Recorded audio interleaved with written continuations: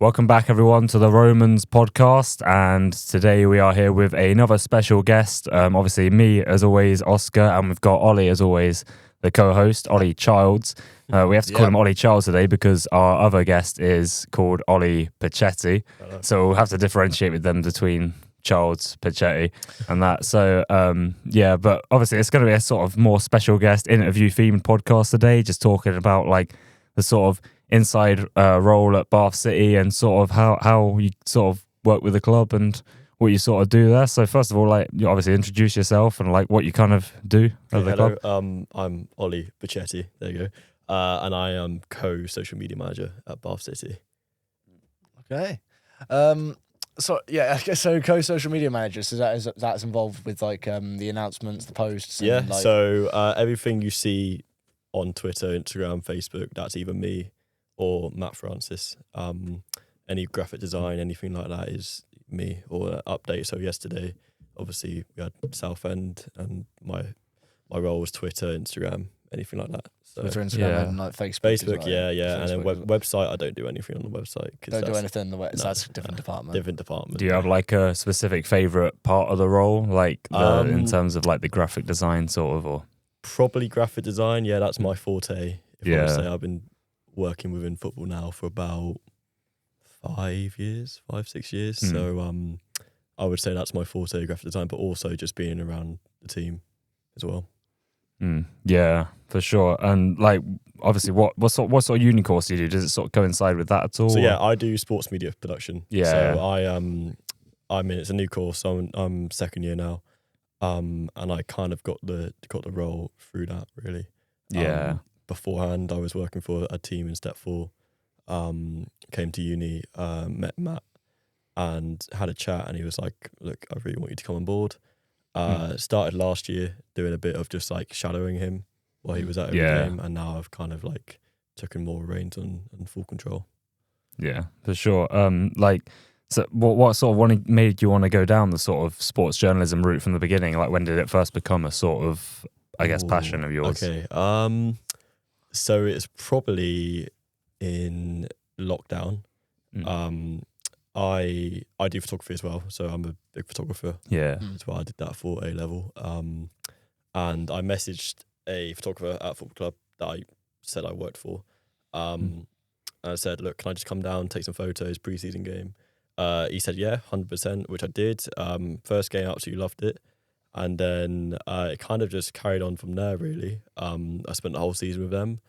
Then some stuff happened in the summer of that season, which kind of made it a bit difficult for me to be a photographer in a sense. So I kind of took on the role as social media manager there. I did a year on my own as social media manager, and then my dad came on as club secretary at that club. And I've been working from there for 3 years. Left uni, came to uni, sorry. And then, joined Bath. It was really good, but the passion probably started in lockdown for me. Yeah, just sort of like, I'm guessing it's sort of like you kind of was looking at all the sort of sports photography, sports sort of like highlights, like maybe Sky Sport. I mean, obviously lockdown was a time where a lot of people just sat indoors, and football was about the only thing on TV back in those days because they weren't making any new like films or whatever, and they were just having the football behind closed doors. And like, I think that for me, I kind of feel like that personally had an impact on me as well, because I was sort of maybe like thinking more about how like the production style of it was going in football, because I feel like when you got the crowd around it, you kind of are a little bit unaware as such. But obviously during lockdown they added like crowd sounds and everything as well, and like they had to try and immerse that same atmosphere they usually have with their like airing of highlights or airing of matches, but with no crowd there, So I can sort of see that the sort of passion growing through lockdown.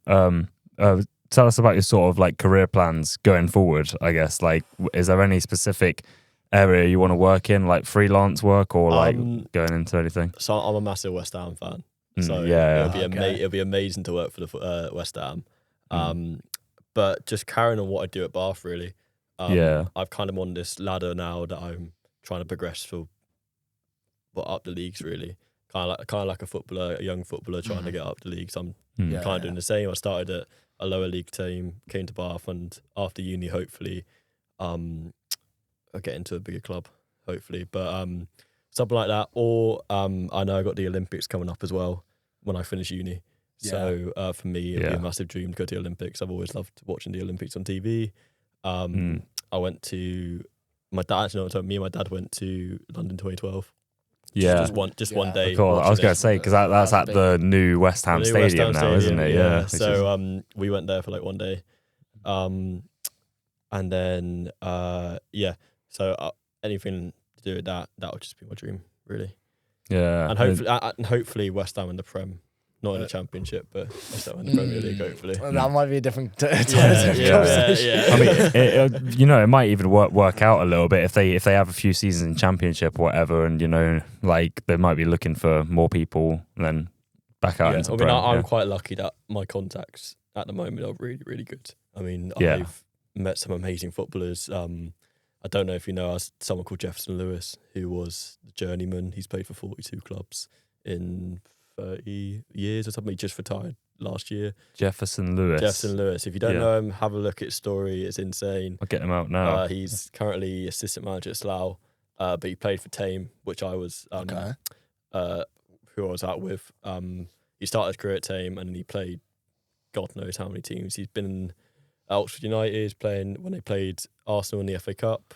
But he's a professional footballer, and now he's manager at Slough.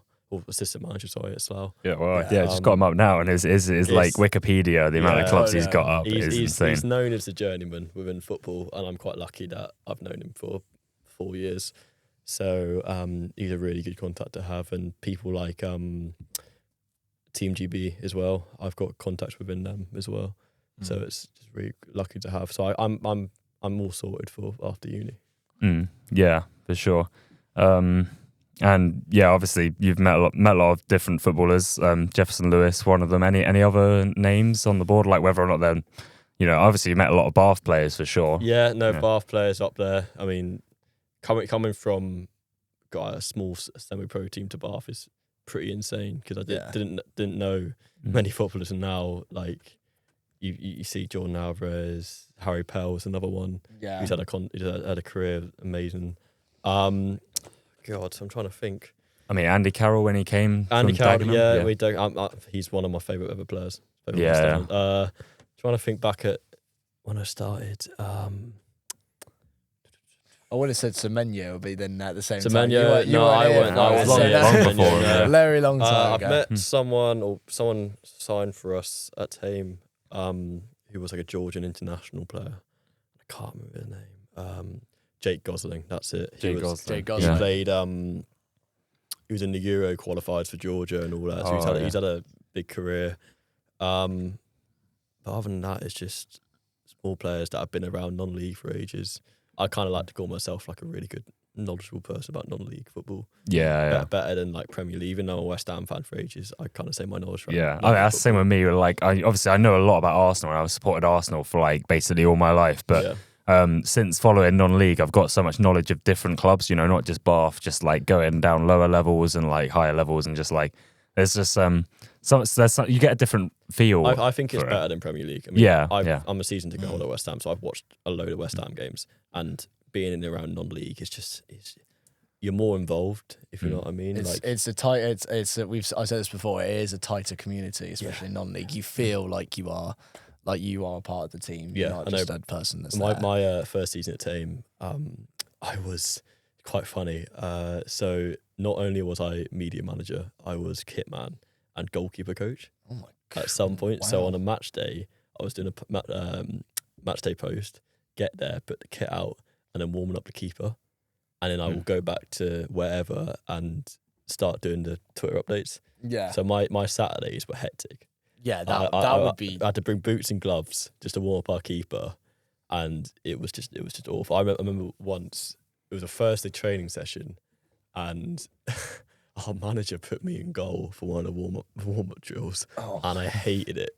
I absolutely hated it, because I'm not a keeper. I'm a centre mid, not a keeper, and I've stopped playing football. I hated being in goal, But he's put me in goal when these 25-year-old blokes are just smashing mitre balls at me, and I'm like, this is not fun. So, yeah. But yeah, no, I like to say like non-league football is so much better than Premier League football or any like professional tier football. It really is. You can, as well as that, you can see like the passion and how much fun the players have, especially, and how much it can mean to these people as well, not just to the fans but to the players as well, and to everyone that's there. Tighter, greater community. And yeah, it's taken us to go to non-league games, and even though I also always think that if you're comparing it to like West Ham or like Arsenal, for example, whenever I go to an Arsenal game, I think you feel more like a spectator. Like it's almost like when you see like, I don't know, I guess a good comparison is like you see films on TV and then you see films going to the cinema. It's kind of like you see football on TV, you see football and at the stadium, but then whereas non-league, you sort of go as a fan. You actually have an impact on these players. They recognize the regulars. You're the one who's sort of following them and investing a lot of money and time into the club. It's sort of like, it feels like it's where like football was ages ago, before all the sort of commercialism businesses came in. I've been saying this to my dad. Like when we go to West Ham, it's different. You buy your ticket, you sit at the ground for 90 minutes, and you leave. Yeah. Then at non-league, you buy your ticket, you have a chat with the players when they come in, because after the game they'll come into the bar, have food. You'll talk to anyone at the club. Really, you can talk to the chairman. He'll just sit down at the next to you on in a stand. You won't do that at West Ham. Yeah, exactly. It's not happening. But it's so much like you say, like a tight-knit community. Exactly. So I mean, and even though like obviously it'd be brilliant, like if Bath like reached the higher leagues, like if they went into like National League and into League Two, I mean that would be absolutely insane. Amazing, That'd be beautiful. But at the same time, you do kind of want it to stay at this honest level where it's like kind of like well, not stay at the level, but you are happy with how it is at the moment. It's a small again. I'm going to keep churning this out, and I'm going to keep saying this. It is a smaller community, and that's. I mean, we're a community football club. At the end of the club. It's one of the best. Didn't they get a reward for like best fair game index at the start of the year? And it was like that's basically all about community focused like clubs. Funnily enough, I think it was all like sort of lower level clubs, and then just Brighton on there, which is like a Prem team out of nowhere, which is kind of funny. But like fair play to Brighton if they're sort of got a community run club as well. But yeah, no. I mean, you mentioned about your sort of time with this other club. Is it Thame or Thame? It's pronounced Thame United. Yeah. Some people say Thames. Thames. Yeah, because I guess it's on Thames area, isn't it? Because Oxford area, and obviously that's 2 tiers lower than Bath, and obviously that's also they're in the same league as my other local, Hertford Town. Yep. So tier 8. We were meant to play them last night. It got called off. Yeah, I saw that. Was that at Thames? It was that. My dad sent me your photos of the pitch. I was like, that's not going on. Yeah, that's getting postponed. So. Unfortunate. Yeah, but how different would you say it is at Thame than it is to Bath City? 2 tiers lower. Massively different. Massively. Yeah. Bath is more professional from what I felt like. This the Southend game, for example. The work we put in. Across the whole media platform was insane. Yeah. And it felt that last week felt like I was in a full-time job. Because we were just pumping out stuff every day. Yeah. With Thame, it is more relaxed. To be honest, because we're not a massive. We're not like don't get massive people, and we get about 200 fans in. Yeah, it's sort of like that league already. We're not predicted to win the league. We're not predicted to get relegated. We're just a team that just sits in the league. I mean, last year we lost one playoff spot for the last game of the season because we lost to Real Bedford, who are massive. Now they're trying to get to Premier League in like 6 years or something like that. That's not happening. Good luck. A Bitcoin team, so they're pumping a load of money into it. And their budget is like 3 mil. So it is insane. Yeah, well, Wrexham get a lot of hate, but that's next level. Like So we're just a small, like you say, community club. It's definitely more relaxed. I don't have to do as much work as I do at Bath. I still do it to this day. So I'll be going down there on Saturday. I won't be able to get to Dover, so I'll be going down on Saturday to Thame, driving down from here. But it's just more relaxed, to be honest. It's not like we have to put out 5 posts today or something like that. Yeah. It's just a bit more relaxed, a bit more like I said, I'm a volunteer at Bath, but it's like more relaxed volunteer role at Thame as I well. also find that, like, because obviously Hertford are in the same league as Thame. Yep. When I go to like a Hertford game, for example, like I think you can sort of you're amongst the fans, but again, like it sort of like feels like they're sort of more just there for a fun time again. Whereas at sort of Bath's level, like National League South, I feel like that's where you get the most passion of all the passion fans. It's like you need somewhere in the middle, don't you? You don't want to go too low down the pyramid, and you don't want to go too high up the pyramid. I would say step 3. Yeah. Football as well is the same as probably more passionate. This level is at step 4 is passionate. But like you said, it's not to a level of National League South or step 3. But if you were to go up, 1, it will have a financial impact, and 2, I do think that we'll be going to ground where we'll have 800, 900 on the weekend. I think it's that money in the league, isn't it? Where like Bath is so different because you're always going to have at least 50 hardcore fans that are going to pay for every game. Whereas like you go a little bit lower, like maybe just like step 4 and lower, where obviously you'll have your regular fans, but not the ones who would like, not like a big group of people that would go every game. It would be like maybe 3 or 4 sort of regulars. There's a team in our league called Leighton Town, and they have... Yeah, I know them. Yeah, they have 500-600 on a weekend regularly. So they're insane, and fair play to them, because I've been looking at what they've been doing media-wise, and they've been doing really well trying to get those fans in. I mean, Hertford Town Ware on 27th, the Boxing Day fixture, got, I think, that one of the highest attendances Hertford have ever got. It's always a big game, and it's a Hearts derby. So, well, like 1,400, I think it was. And I was like, when I heard that, I was surprised, because that's more than a lot of games at Twerton Park, to be fair. We'll never get... I think the most we had last year was like 400, and that was a FA Cup game. Against Aylesbury, who were a derby, so it's only like 20 minutes down the road. But to get to the heights of 800 people would be amazing. Let's just say that. Yeah.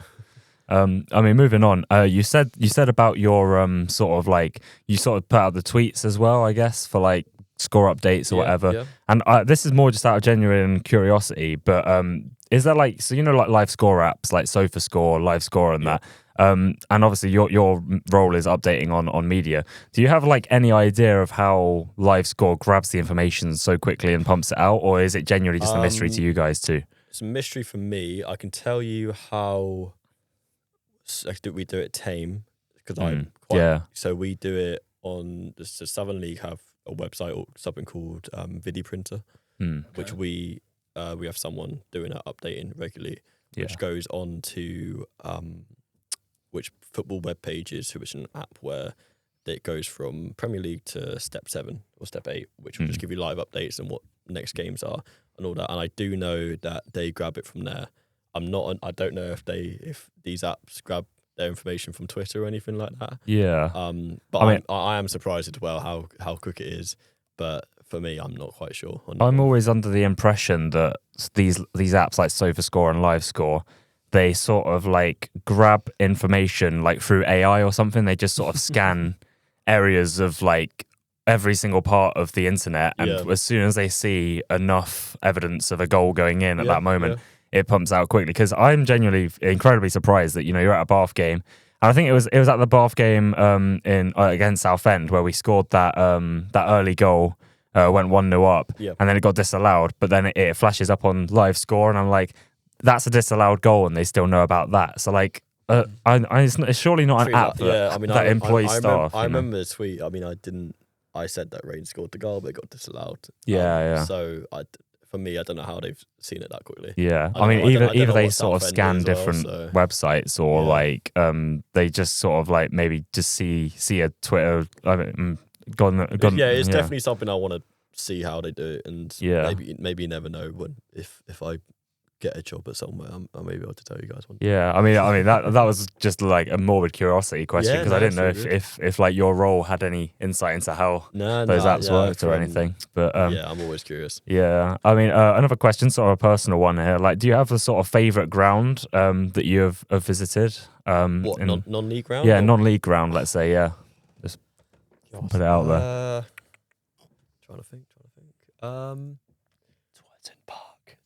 It's up there. To be fair, it's up there. It's a really good ground. It has character. It has a lot of character. I remember the first time I went, I was like, okay, this is actually really good. I was really excited. From early days, I would say. I'm trying to think who we played in the FA Cup and if we ever got Hartingfordbury Park, any away maybe. ties. Where did I go this year? I went somewhere this year.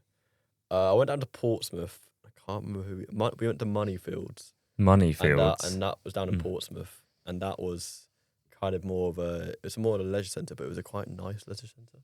You know what I mean? It was it was Portsmouth Academy or something like that. And they had all like Portsmouth branding and everything like that. And the change rooms are really nice. Yeah. We won on pens in that one. I remember that game. I'm trying to think. I went to Churro last year. Right. That was the new ground. the new ground. That was quite nice. Trying to think from this season. I can't remember away games I've been to. I always thought Maidstone's quite an alright one. Yeah. That Maidstone one was nice. Yeah, I heard Callum said he really liked Maidstone. Yeah. So, when I turned up, I was like, this is massive. yeah. They have one main, like two main stands, sorry, and then obviously the other two are kind of a bit smaller. But the two main stands, you're thinking like if they have another two at the end, you're looking at a League Two club here, and that was pretty good. I was high up. I was on level with the stand, and it was like looking down was really good. Yeah. But no, Isn't the commentary gantry quite like low down though? Or so commentary gantry is actually it's quite high up from where we sit. oh yeah. I mean, when we went, we had me, Ethan from Bath City Radio, and just me and Ethan. We were sat here, and then they had about 7 people behind us.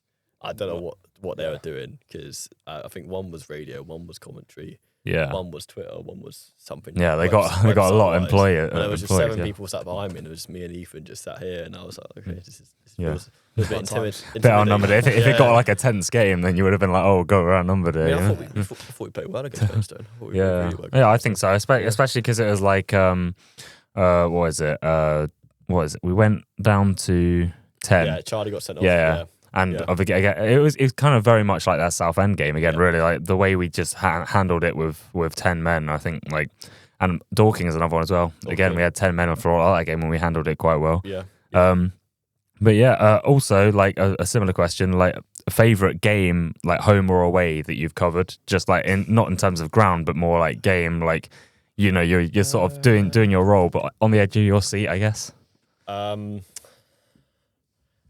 Let's think. Hampton this year. Yeah, for sure. Tilly's goal at the I remember end that. was insane because I was. Did you film that angle? I didn't. It was Lucas, the analyst. So it was. I was sat with Andrew and Mark from radio on the side, and I had the headset in because I was doing up here. When I'm away from with away games, like Mark always lets me listen to the radio, and just because it helps me as well, just to see what I can say, and. He comes out to Tilson. I'm like, he's gonna have a go. He's gonna have a go, and he did. And me and Andrew are like looking like, oh my god, and then we just go crazy. Yeah. And I'm like, oh my god, this is the best goal I've seen away from home, and the fan just went crazy. Yeah, I was amongst it. I can just see him running, and then we did the interview afterwards, and Darren is just saying, like, Tilly's never seen a better goal than that. That's amazing, and it's just like the bus home was amazing. One as well. And then I'm guessing they just didn't stop talking about that. I mean, Dorking as well. Dorking, the trophy. Was really good. Yeah. I was going to say they're my 2 favourite games of the season as well. Hampton away and Dorking away, just like the drama and that. Yeah. It's like pure adrenaline in those games. I think from away from Bath, I mean, we won the Oxford Senior Cup. Yeah. Last year and the year before. And I think the first one we won, or the second one we won, sorry. So what happened in the summer, basically we had a bit of a disagreement and everyone left, like manager, players, everyone left. So it was just me, totally a part of the staff. So we had to get all new management team, new players. And that first season, we were looking like we were going to go down because the other thing, everyone left. It's like we have no players.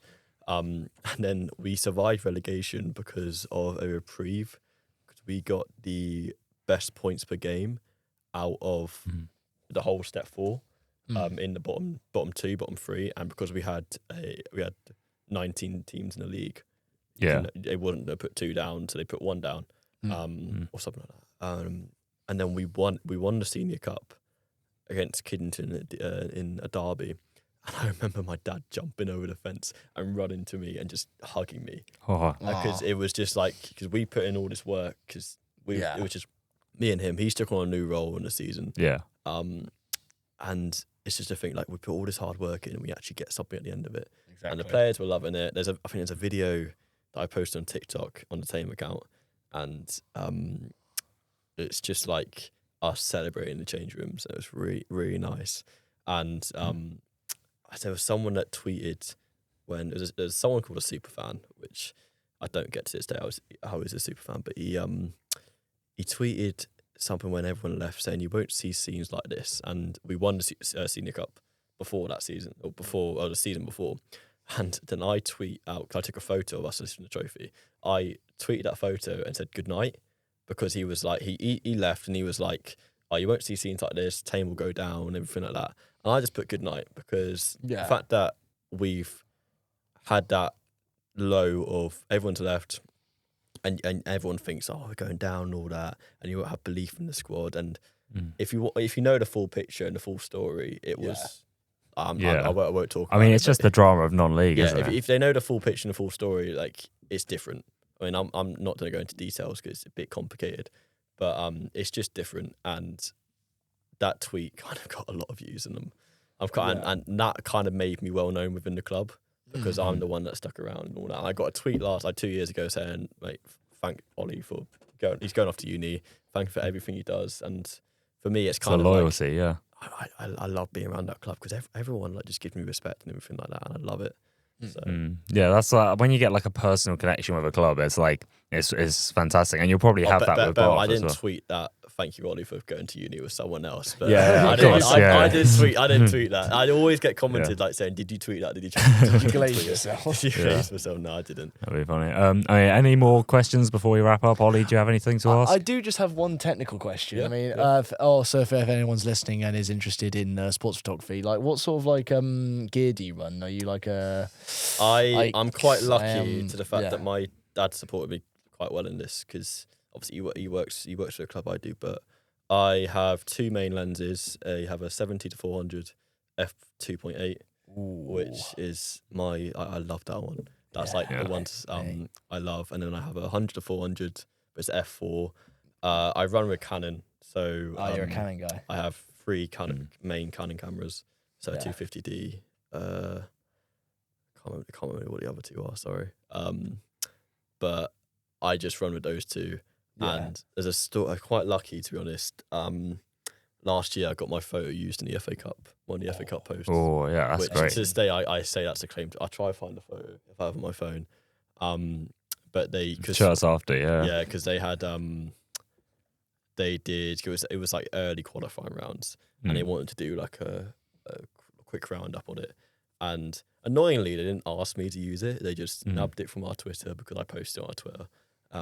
I'm quite good at like getting photos from my camera to my phone, edit them, and get them out like during the game. And they just used it, and I didn't realise until one of our fans tagged me in it. Yeah. And I looked at it and said, "FA Cup is using your photo." Like, oh my god, that's sick. That's so cool. And it got like 60-70k views. I'm like, okay, that's pretty cool. Yeah, that's the claim to fame right there. Yeah? Claim to fame. Claim to fame, indeed. But no, I kind of, to be honest, like moving away from photography now. Like I said, sports journalism is more my what I want to do. Yeah. I've always had a passion for it, and I've always loved it. So for me, that's sports journalism. I mean, I love photography. Don't get me wrong, absolutely love it. For me, it's amazing.